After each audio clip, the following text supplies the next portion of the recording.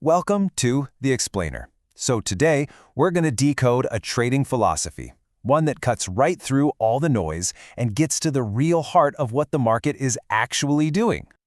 See, the stock market tells a story every single day. And this story, well, it's not written in words. It's written in the universal language of price. But here's the question. Are you fluent in that language? Because for a lot of people, trying to read it just feels, well, totally overwhelming. Kind of like you're just staring at a wall of static.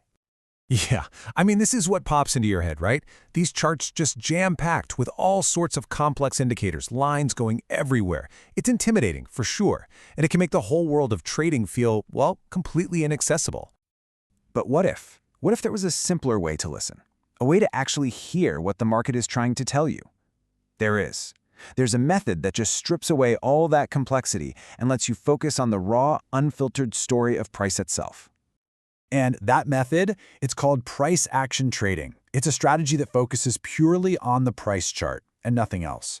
This quote from Investopedia just nails it. It says, "Interpreting price action is like reading footprints in the sand. Every mark tells you who's been there and maybe, just maybe, where they're heading next." All right, so let's cut through the noise and get into it. First up, we need to understand what price action really is, and more importantly, why it all comes down to human psychology. Okay, so what we're talking about here is an approach that analyzes price movements to make decisions without getting bogged down by a bunch of indicators. The idea is, instead of trusting complex math formulas, you trust that the most important info, the market's collective wisdom, is already right there in front of you, baked into the price movement itself. And this, right here, this is the key. The legendary trader Jesse Livermore just hit the nail on the head. He said, markets are driven by humans, and human nature never changes.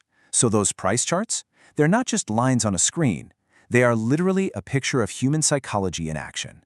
Fear, greed, hope, regret, all playing out day after day. So if you want to read this story, you've got to learn the language first. And really, this language is built on three key fundamental parts.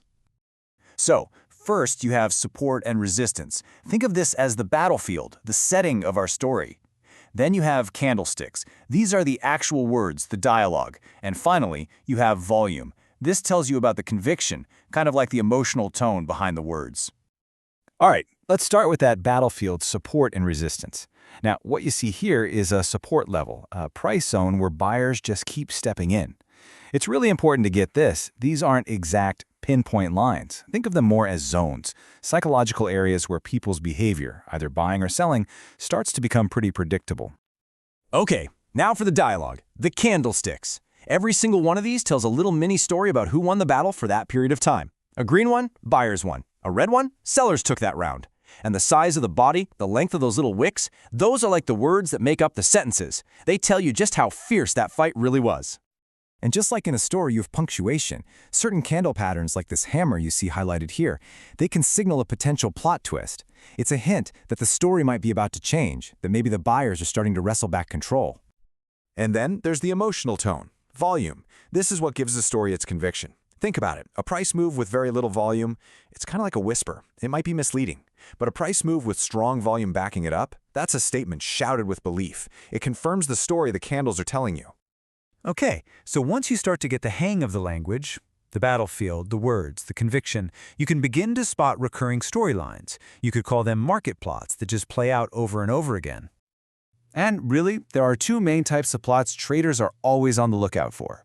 First, you have reversal patterns. These are the big plot twists, right? The current trend looks like it's ending and a new one's about to kick off.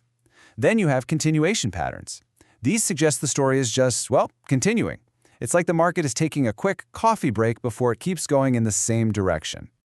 But, and this is a big but, knowing the language and spotting the plots, it's not enough, not even close. Because the real challenge, you might even call it the final boss, lies within you, the trader. So, are the charts enough to succeed? The simple, straight-up answer is no. The technical skill, reading the charts, that's just one piece of the puzzle. Real success in trading isn't just about spotting the perfect pattern. It's about managing your risk. You see, a trader's number one job, their first job, is to protect their capital. You absolutely cannot control the market, that's a given, but you can control how much you're willing to lose on any given trade. And to do that, to protect your capital, you have to master these 4 emotions: greed, fear, regret, and hope. Make no mistake, these are the biggest roadblocks for any trader. Why? Because they lead to irrational decisions, and usually disastrous ones. You know, that fear of losing, or the regret you feel from a past mistake, that can lead to this really destructive behavior that a lot of traders fall into. It's called system hopping. Instead of really mastering one single approach, they jump from one strategy to the next, always looking for a magic bullet that doesn't exist. And they never ever find consistency.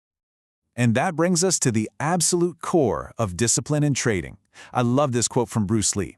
He said he wasn't afraid of the person who knows 10,000 kicks, but the person who has practiced one kick 10,000 times. That's it right there. Mastering one method is so much more powerful than just dabbling in a bunch of them. If you want the ultimate lesson in mindset, just look at the story of Karoly Takas. This guy was a world-class shooter, the best in Hungary. But then his right hand, his shooting hand, was completely destroyed by a grenade. Did he quit? No. He spent years in secret retraining his left hand, and he went on to win 2 Olympic gold medals with it. Now that is the kind of discipline we're talking about. The ability to recover from a huge loss, to adapt, and to stick to your plan, even when it's incredibly, incredibly hard. Look, the market story gets written every single day. That's a fact. That's not going to change. So the real question, the one you have to ask yourself, is this: can you master the storyteller? Because in the end, the only person you really need to understand and the only person you can truly control is you.